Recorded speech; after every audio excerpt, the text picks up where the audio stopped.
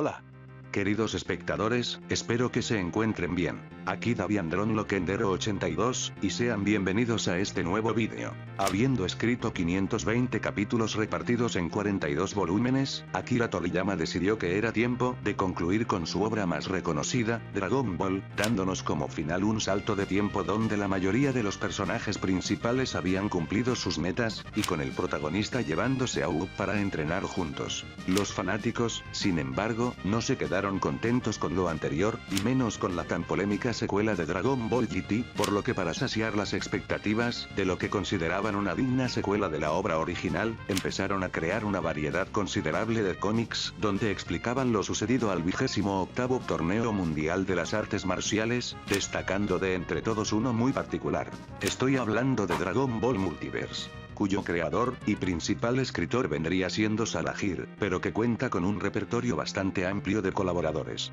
La sinopsis nos cuenta que 20 años después de los sucesos vistos en la saga de Majin Buu, hubo un período de paz ininterrumpida, hasta que unos seres venidos desde un mundo alternativo, los Vargas, invitan a los guerreros Z a un torneo entre universos, teniendo la principal característica de que dichos universos se basan en alteraciones a la historia principal, por lo que los participantes vistos allí serían viejos conocidos para los espectadores, como el Super Saiyan legendario, los androides, o los guerreros intergalácticos. Como mencioné anteriormente, fue en su momento una obra bastante destacable, y ganó rápidamente una popularidad relativamente alta, pero eso no implica que por consecuencia sea buena, por lo que criticaré arco por arco esta historia para determinar su calidad, empezando por la primera ronda, junto a sus especiales, que abarcaría desde el primer capítulo hasta el 23. Y para ello es que contaré con la ayuda de un colega, Saint Kurosawa. Buen día compañeros y compañeras, aquí vengo revivido en otro canal, y será un placer colaborar en esta crítica. Bueno, los puntos a evaluar serán los siguientes: apartado visual, personajes, y argumento. Apartado visual.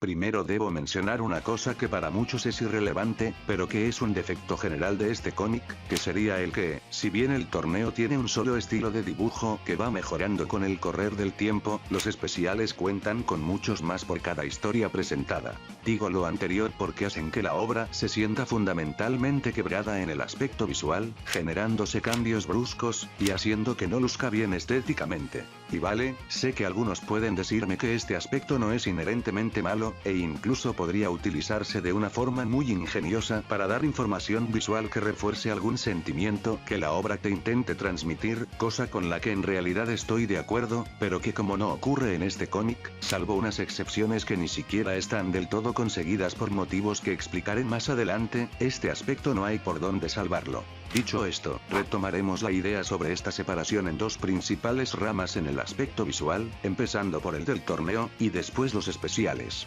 El manejo de los planos está bien, mostrando la información visual necesaria para el correcto entendimiento de las escenas, y potenciando las emociones transmitidas, cosa que se refleja en el enfrentamiento entre Bellito y Broly, donde se utilizan planos medios largos, y medios a secas para hacer énfasis en los ataques cuerpo a cuerpo, así como algunos enteros para mostrar los daños que cada uno recibió. El diseño de los personajes trata de imitar el visto en la adaptación animada, y cumple con su propósito de forma aceptable, haciendo que cada uno tenga características definidas que lo permitan diferenciarse del resto, cosa que está bien. Desde una perspectiva anatómica no existe algún cambio a lo antes visto, manteniendo una acertada consistencia durante la mayor parte del tiempo. Por último, los posicionamientos visuales son correctos, haciendo que las secuencias de acción estén bien logradas y sean agradables. Los únicos defectos es que en algunas partes el trazo se siente poco trabajado, y que el sombreado en ciertas ocasiones no es convincente, pero no es nada especialmente perjudicial ni desvalorizan lo visto acá. Sin embargo, en los especiales es donde surge el problema. Esto, debido a que el manejo de los planos va desde lo acertado, como en la primera batalla contra Broly, donde se recurre a un gran plano general para mostrar el devastador efecto de la Genkidama, a lo desastroso, como en el episodio de Trunks del futuro, donde se utiliza un plano interior para representar el estado del laboratorio del Dr. Gero, junto a uno medio corto, lo que causa confusión visual para el espectador, y hace que la subsecuente aparición de número 16 se sienta salida de la nada. Los diseños de los personajes y su anatomía tratan mayormente de imitar el visto en el torneo entre universos, y si bien en algunas ocasiones el resultado resultado es medianamente aceptable, como el visto en la historia de la rebelión de los Saiyans, en otras sencillamente es una completa atrocidad. Esto es algo que puede apreciarse en la victoria de Cell ante Gohan, donde los personajes se deforman constantemente, y peor aún en la pelea de Boyac, donde el dibujo es tan espantoso que está por debajo de lo que se considera amateur, y da risa de forma no intencional. Es decir, miren a Vegeta, logró el Super Saiyan Zombie. Los posicionamientos visuales siguen el mismo patrón de lo visto anteriormente, donde algunas veces por el manejo de viñetas que tiene cada autor, son correctas, como en el segundo combate contra Broly, y algunas otras se sienten limitadísimas, como en la historia de Gascar Cole, donde los eventos se sienten comprimidos visualmente. Por último, el trazo general de algunos especiales está tan poco trabajado que resulta incómodo, o tienen un manejo de sombra deplorables hasta límites insospechados, haciendo que el dibujo carezca de profundidad. Debido a todo lo expuesto, es que la nota que se lleva este apartado es un 4 de 10. Personajes. Del mismo modo que ocurre con el apartado anterior, antes de entrar en más detalles, es importante mencionar un aspecto negativo que tiene esta obra en general, y es que, pese a que se respeta en buena medida las caracterizaciones que se vieron en los productos oficiales originales, cosa que está bien, lo cierto es que el reparto no tiene nada nuevo que decir. Una muestra clara de lo anterior, es el universo 20, donde el único participante Broly, es sencillamente el maniático loco que hemos visto previamente, sin agregar nada para hacerlo más interesante. Podríamos hablar también sobre el universo 6, donde los participantes que son los guerreros intergalácticos, son solo lo que hemos visto en el largometraje donde aparecen sin más, y así hay muchos ejemplos donde no se agrega algún incentivo para que el lector pueda interesarse por los personajes presentados, más allá de lo que fueron antaño, haciendo que de los 20 universos solo 8 tengan algo que decir, lo que es un defecto grave, y para colmo ni siquiera los rescatables son la gran cosa. En el universo 3, la historia consiste en que Bardock derrotó a Freezer, y como participantes tenemos a Bardock, Raichi, Tapion y Piccolo malvado. De los 4, solo uno es el que fue el que tuvo mucho papel, ya que Tapion no tuvo combate, Piccolo apenas se sabe que mató a gente inocente como buen malvado, y Raichi que tiene una cuenta que ajustar con Bardock. Así que centrándome solo en el padre de Goku, en el principio de su combate es el propio Raditz quien lo describe. Bardock de por sí tiene la característica que tiene en su especial, pero acá está mucho más mostrada, un tipo que está orgulloso de pasar de ser alguien de clase baja a ser parte de la élite, y que técnicamente no tiene afecto por sus hijos por ser muy débiles, y de hecho, más reflejado se ve cuando en su especial tiene desprecio por Kakaroto al verlo con un poder de pelea bajo. De resto se podría sacar que él generalmente es alguien serio y que no muestra emociones, aunque por lo menos no es egoísta en salvar a su raza cuando se enteró de que Freezer los destruiría. Sin embargo, Bardock está algo desaprovechado al no profundizar su satisfacción cuando Freezer fue derrotado, a tal punto de que se siente plano en los momentos de emoción, pero al menos, podemos catalogarlo como alguien serio y que cumple, pero se le pudo exprimir un poco más. En el universo 4 solo tenemos a un Majin Buu que absorbió casi toda su dimensión, que de por sí, al ser más inteligente vemos mucha más carisma de su parte, aunque en este arco no se ve mucho. Veamos, el monstruo rosado en un inicio no tiene ningún problema en ayudarle a Ube a recuperar su brazo, y si bien no sabe exactamente por qué lo hizo, se queda claro que las absorciones le hicieron sentir empatía, y sí, luego menciona que todo su universo fue absorbido por él. Ya en su combate con Xenilum, él solamente roba su armadura demostrando que le interesa atrapar a quien tenga algo interesante en su poder y barra o habilidades. Como tal a estas instancias no sabemos si Senburu tiene buenas o malas intenciones, pero sí se muestra que es un personaje que fácil puede beneficiar a los buenos o a los malos, o sea, estamos con un antihéroe, que aquí ya se dieron indicios de cómo llega a actuar cuando está interesado, o que puede tener bondad cuando está aburrido. No es que pueda evaluarle mucho, pues está bien, le faltarían más escenarios de cuando se pone bondadoso ya que aquí solo lo vemos en una sola ocasión, ya que está más cubierto de momentos de maldad, pero igualmente, Senburu es de los mejores personajes en general, y uno de los más queridos por los fans. El universo 5 tiene a un personaje original de este cómic llamado 21, y pese a que en este arco no hace acto de aparición, esto hace que se cree cierta aura de misterio sobre quién podría ser, cosa que no está tan mal. El universo 7 también tiene otro personaje original, que sería Gascar Cole, cuya personalidad, que sería la de alguien reservado, es por su trasfondo de ser la fusión de toda su especie para rechazar la invasión de de Freezer, cosa que está bastante bien, y hace que sea alguien muy interesante. El universo 9 por su lado tiene humanos excepcionalmente poderosos, pero más allá de eso no tiene mucho más para ofrecer, ya que sus caracterizaciones y trasfondos están pobremente explorados, exceptuando a Krillin. El universo 13 tampoco tiene un desempeño mucho mejor, ya que, obviando a la versión malvada del protagonista, todos los demás participantes son un refrito de lo que hemos apreciado en productos oficiales sin nada a resaltar. En el universo 16 tenemos una historia donde Vegito siguió fusionado, no hay mucha diferencia con el 18, la historia original. Sabemos que Bra originalmente es la hija de Vegeta, pero en este universo es la hija de Vegito y a diferencia de su contraparte, es una guerrera rotísima. La primera vez que la vemos en acción es cuando junto a Gohan ayudan a Vegito a detener a Senbuu, donde se ve el primer dato, y es que cuando se transforma en Super Saiyajin, le ruegan que pare, pues, posteriormente acabó hiriéndolos, y luego ella se muestra muy arrepentida, diciendo que lo hizo de nuevo. Esto nos da la intriga sobre qué es lo que hay en el fondo detrás de esta problemática, al parecer algo más serio que un simple ataque. Sin embargo, es en su combate donde vemos una mejor presentación del conflicto. Al principio se ve que tenía las ganas de matarla, pero nuevamente, Vegito le dice que se contenga, prohibiéndole matar a su oponente. Ya en el combate, esta le provoca, desatando un simple arranque de ira el cual fue un suicidio de por sí. Como tal su participación en este arco no es una obra maestra, pero sí debo admitir que en este no hay falencias realmente considerables, ya que tenemos la presentación de un conflicto interno, unos toques de personalidad como sus ganas de humillar a alguien, aspecto que luego sería más profundizado, pero realmente no se termina de definir si es un problema ocasionado por la ira, o por las ganas de destrozar caras, es una duda que se termina sembrando y que luego me siguió creciendo. En estos primeros arcos se podría decir que las cosas van bien con ella, pero todo se desmorona luego, y sí, a ti te miro de reojo, arco de la rebelión de Babidi. Vegito por su parte en todo el cómic tiene un papel más decente, y lo considero el protagonista de la historia. Vegito se nos presenta como una sorpresa para sus alters, sabiendo lo difícil que sería ganarle. En el arco su momento de mayor lucidez fue en el combate central, mostrando que él quiere rivales a su altura, pero en cuestiones personales, lo vemos muy serio cuando se trata de su hija, pero siendo más inocente pero bastante creído cuando se tratan de combates. Aún así, no es nada del otro mundo, digo, el tipo es la fusión de los dos protas, pero tiene muy poca participación como para darnos un reflejo de lo que es él, el cómo se invierte en las personalidades, pero se siente sin ganas al solo estar un saludo, con una escasez grande de diálogos, sintiéndose plano al principio debido a no haber algo que muestre cómo es estando tranquilo, donde ahí se pudo jugar con la fusión de alters. Aunque sí rescato sus datos puestos en bandeja, pero la presentación se siente decepcionante, ya que una cosa es haberlo presentado como un arma para ganarle a Buu, y otra cosa muy distinta es presentarlo como una conciencia.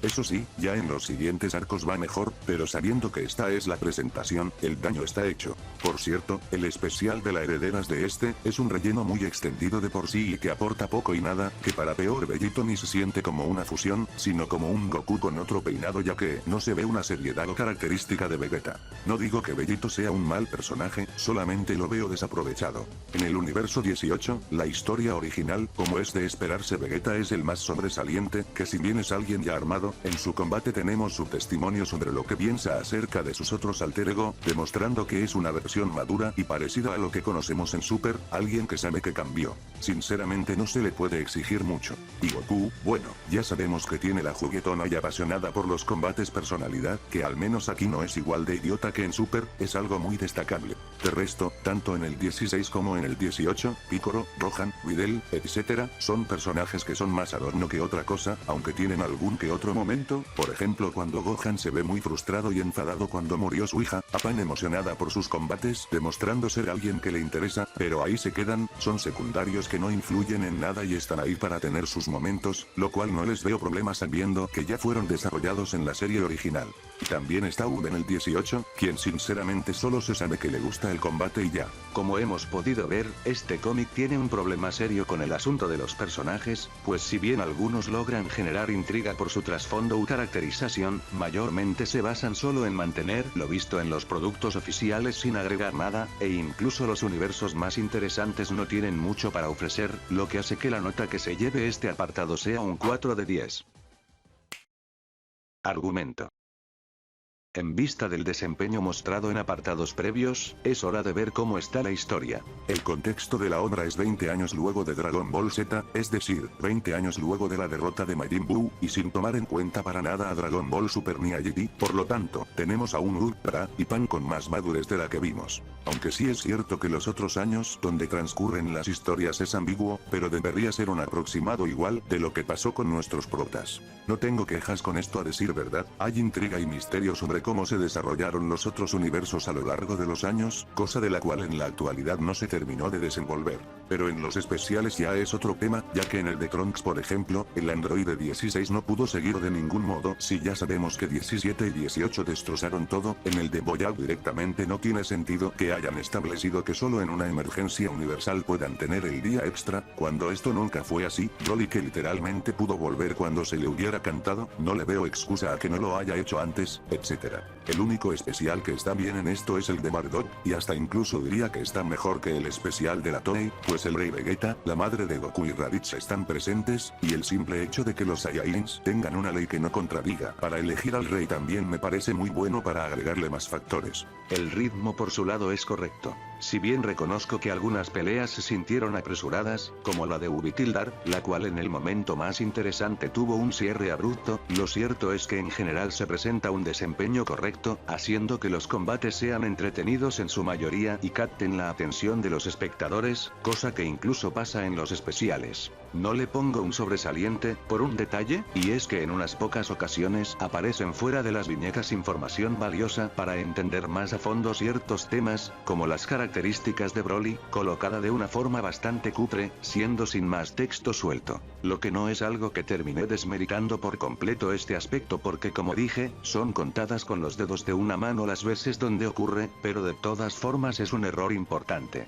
Si bien esta cosa en algunas ocasiones no tiene la esencia que se desearía, por lo menos su tono en general anda algo distinto dependiendo mucho el momento. Para explicarme mejor, en los dos especiales donde nuestros héroes fracasan, el ambiente sí se vuelve algo turbio ya que vemos viñetas fuertes como la muerte de Tenjin Han y Krillin, aunque esto desde luego que no lo veo con buenos ojos, pues deja de sentirse como algo natural de Dragon Ball, ya que a lo mucho llegábamos a ver un traspaso de cuerpo. Ya contra Boyac no se puede tomar en serio para nada, es que vamos, esos dibujos que ya señaló Davian sacan mucho de onda a tal grado de que no te lo puedes tomar en serio, Dios. Por lo menos en el argumento central sí se siente algo de Dragon Ball original, teniendo en general un ambiente serio pero no trágico como fue cuando Wu perdió el brazo, o la muerte de la Pan del universo 16. Son raras las veces donde las cosas se ponen cómicas, aunque aquí entra el universo 2, que recordemos que es una parodia de las obras de Toriyama, el cual a gusto de cada quien, tienen sus momentos que pretenden hacer reír. Lo que sí destaco del cómic, es que en ningún momento saca mucho de onda, como que de la nada algo sea burlesco a algo triste o viceversa, no como las películas de Marvel.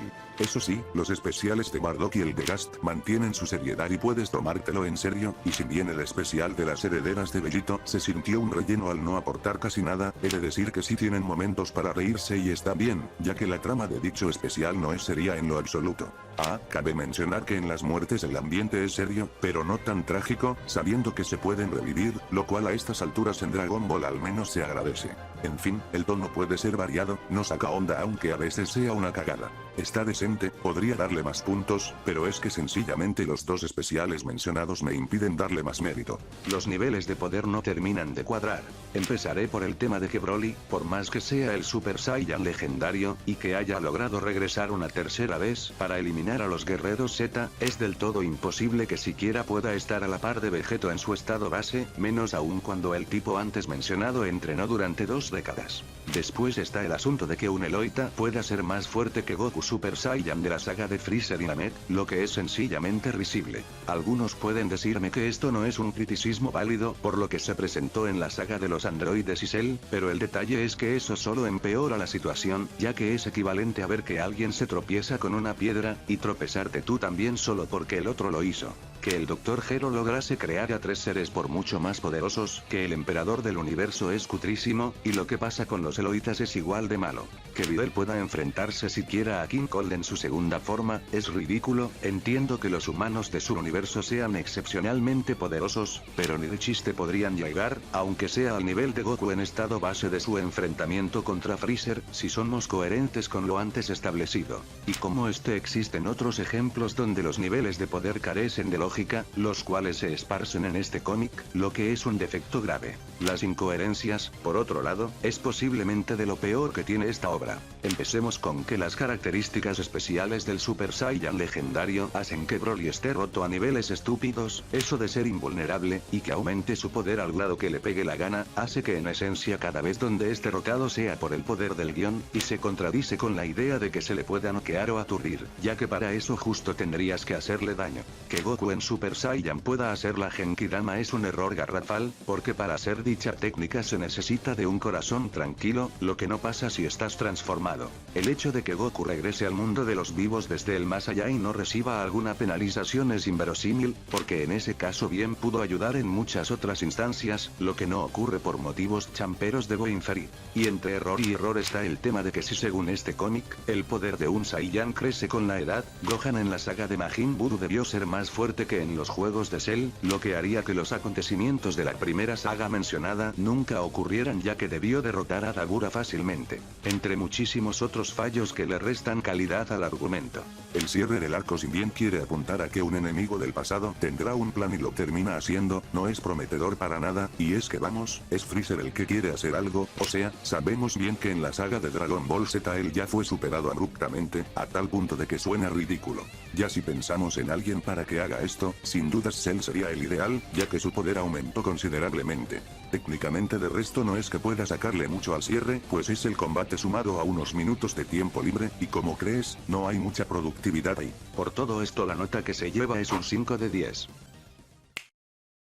Habiendo expuesto tanto los aciertos como errores presentes aquí, y promediando las notas de los apartados que evaluamos, nos da como resultado final un 4 de 10. Un cómic que presenta demasiadas carencias, y que pese a tener sus buenos momentos, no es algo que merezca el tiempo de los espectadores. Y bueno, ya que este producto se sale de lo antes visto en este canal, lo mandaremos a un lugar diferente, pero al que le corresponde. Con esto concluiría la crítica. Agradezco a mi compañero Saint Kurosawa por haber participado en este vídeo. Aprovechando que estamos en el final, pueden darle una revisada a mi listal y My Anime List, y seguirme en Twitter para que estén al tanto de las noticias que daré por ahí. Sin nada más que agregar, me despido, nos vemos la próxima.